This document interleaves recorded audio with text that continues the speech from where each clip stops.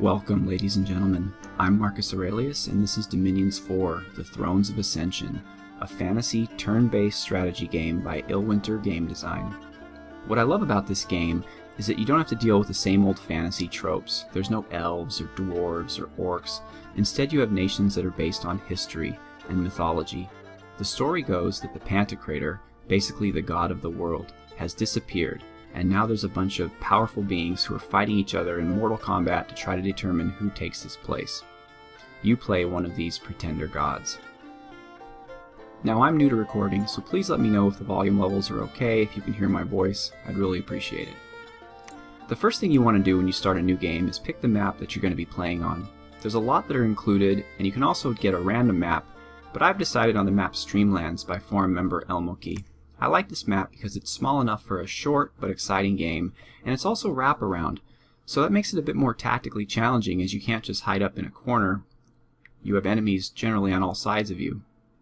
It says the map is suitable for 5 to 9 players. I guess I'll split the difference and go with 7. The next thing you want to do is pick the age that you're going to be playing in. Each age is a little different, and some nations exist in one age or two, and others exist in all 3. Even the nations, though, that exist in all 3 ages are very different depending on which age you pick. I'm going to pick the early age, because that right now is the only age the nation I want to play is located in. Now I'm going to set up the AI players. Now I don't really mind what nation they are. I like there to be a surprise and some variety, but I want them all to be land nations. This map does support underwater nations, but I've looked at it and I don't think there's enough water to really allow such a nation to shine. I'm also going to increase the difficulty a little bit. Now, as I said, there's a lot of uniqueness in this game. You could play Ermor, which is based on ancient Rome. You could play Cetis. I've also heard it pronounced Seti, which is based on ancient Egypt. And it's populated by lizard men. You could play Yomi, based on Japanese folklore, with Oni demons and flying Tengu. Or you could even play Atlantis, an underwater empire of people who kind of look like the creature from the Black Lagoon. But I'm going to play the first city. Is a new nation to Dominions 4. It's a nation of wild men called Enkidu, who up until recently were uncivilized and communing with nature, but are now taking their first steps towards the long path to civilization that will no doubt one day end with reality television and flush toilets. They're not quite there yet, though. They have, however, built their first city, Eridu. They are strong in nature, earth, water, and air magic, and if you're lucky enough to conquer a swamp province, they also have access to some death magic. They have strong priests, and I won't go into all the reasons why that's a good thing, but I'll leave you with one, which is in order to win the game, you have to conquer and claim Thrones of Ascension. Now, these thrones can only be claimed by holy level 3 or above priests. Most nations can't even recruit holy level 3 or above priests. They only have their pretender god and their prophet. But this nation has 2 separate commanders that can be recruited that have holy 3. So we're very strong in that respect. The next thing you want to do is actually create and customize your god. I've found that gods generally fall into 3 different types. There are what are called super combatants, which are gods that are built from the ground up to fight, conquer provinces on their own, and later in the game, with the right weapons and spells, they become really a force to be reckoned with. A Shadu's a good example of that. A lot of hit points, flying, trample. A Ghost King is an even better example. He's ethereal, so he can hardly be hit by regular weapons, and he creates fear when people are fighting him. Another option is a Blessed Pretender. Every nation has sacred troops, which can be blessed by priests, and they earn benefits based on the magical skills of the pretender. For example, you'll notice as I add fire magic here, the Bless effect increases the attack skill. As you get higher, you get a special ability, in this case, flaming weapons. Water's the same way. As you add up, you get higher defense skill. As you max out, you get quickness. Now, a Blessed Pretender is generally best for a nation that has access to a lot of cheap, easily recruitable, sacred troops. I'm not going to go with that. I'm going to go with the third type of pretender, a support pretender. Now, some nations have very poor magical diversity. They only have spells in a number of different paths, like fire maybe, or earth. And it's a good idea to get a pretender that diversifies them, that has access to other areas. I'm not going to do that necessarily. Has pretty good diversity, but I'm going to pick a pretender that has the same magic as but is better at it. And the purpose of that is so that my pretender can forge items and cast spells later on that benefit my soldiers and my nation. After looking through them all, I've decided to go with the Anunnaki of Love and War.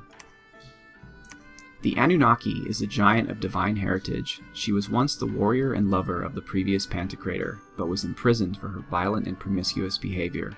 She has given birth to heroes, gods, and monsters alike. Now with the Pantocrator gone, she is ready to claim a world inhabited by her children. So basically, she is the pissed off, violent ex-wife of God, who was in prison, has broken out, and now wants to take over the world. And we're going to help her do it. Sounds exciting. Now, I'm not going to spend too much time on explaining her magic paths. I'll go into that more detail when I'm actually playing, but it's basically just the level I need it to be to allow her to forge items and cast spells that down the line are going to help my national troops and mages. The next thing is Dominion. Dominion is kind of difficult to explain, but it basically represents your divine essence and how it affects the lands under your control. You can have a land of order or a land of turmoil, a land of productivity or a land of sloth, a land of heat or cold, growth or death, fortune or misfortune, magic or drain. So you might be asking yourself, why would you want a bad domain? Why would you want, for example, misfortune? Well, certain nations are better in certain areas, and some nations have strengths that overcome those weaknesses, and by taking negative scales, you also get points that you can use on other things, more magic, or a better scale in another area. I'm, however, going to go with something I've discovered through playing this nation before is generally beneficial.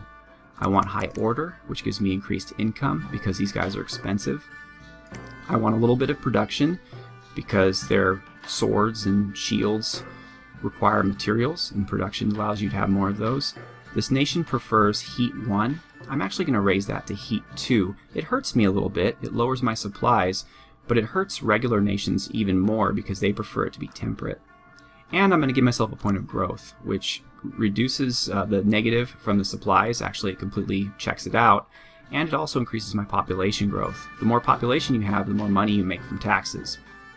I'm also going to give myself a point of luck.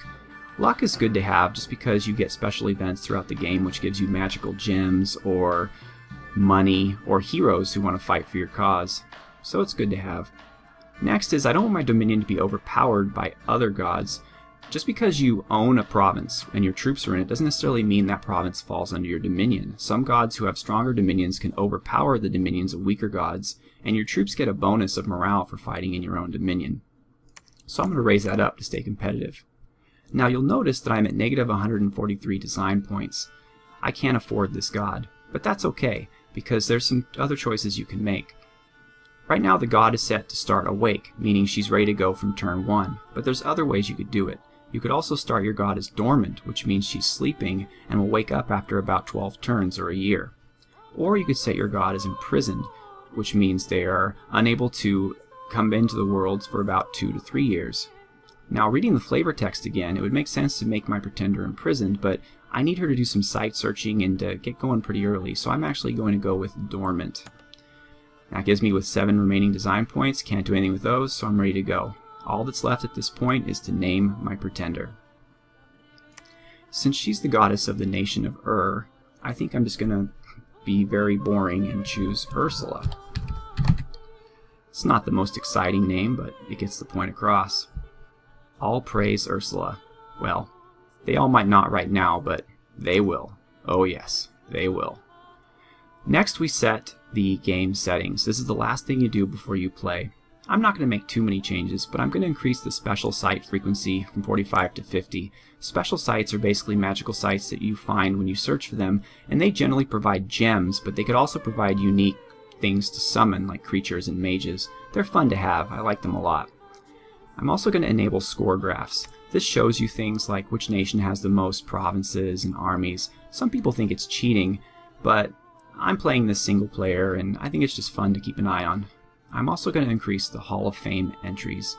Basically, troops who earn experience, have a chance to become heroic and go in the Hall of Fame. If a troop goes in the Hall of Fame, they get a special ability, like increased strength or increased hit points.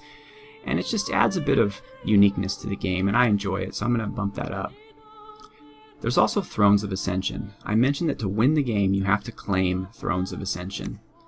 Well, this determines how many thrones there are and what types of thrones. The game wants to have 7 level 1 thrones.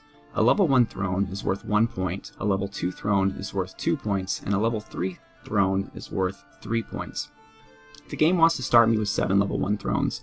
I think that's kind of boring, so I'm actually going to give myself 1 level 3 throne because they're really cool, 2 level 2 thrones, and I'm going to reduce my level 1 thrones to 5. That gives you 3 plus 4, 7 plus 5 is 12 total points. And I'm going to make it so you need 7 points to win. So just over half. So you can get the level 3 throne and the 2 level 2 thrones and you've won. Or you can get all 5 level 1 thrones and any one of these. Now, the higher level a throne is, the more powerful it is, the better perks you get from owning it, but also the stronger the defenders are. So it adds a little bit of variety and fun to the game. I'm also going to change renaming. I like to rename my commanders. It makes it more immersive for me and I could follow them and what they're doing. I just think it's a fun feature. It doesn't affect the gameplay, but makes it more like a story, makes it more interesting. So here we go. We're ready to start the game. However, my 15 minutes is almost up, so I'm going to stop here and return at a later episode. Thanks for watching. Leave comments, and I appreciate it. Have a good one.